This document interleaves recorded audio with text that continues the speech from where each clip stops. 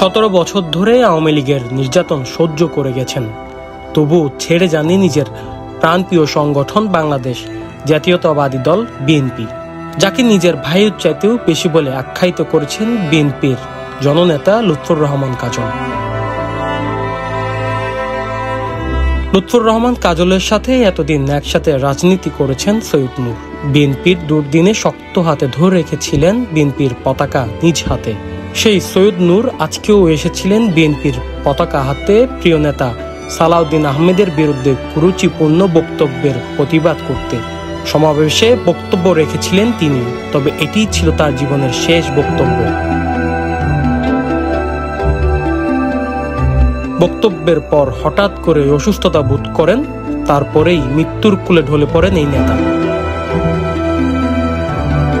এমন এক লড়াকু সৈনিককে হারিয়ে কাঁদছেন প্রিয় নেতা লুৎফর রহমান কাজল, কাঁদছেন তার সহকর্মীরাও। এমন বিদায় তো কেউ চাননি তার, তবে ভাগ্যের লিখন যায় না খণ্ডন করা। প্রিয় নেতা প্রিয় সহকর্মীদের মাঝ থেকে নিলেন চিরবিদায়। এক বুক কষ্ট চোখের জল নিয়ে সৈয়দ নূরকে বিদায় দিলেন তার সহকর্মীরা। এই চলে যাওয়া শেষ নয়, সৈয়দ নূর বেঁচে থাকবেন কক্সবাজার বিএনপির সকলের মাঝে। মির অনির, চিটাগং ট্রিবিউন।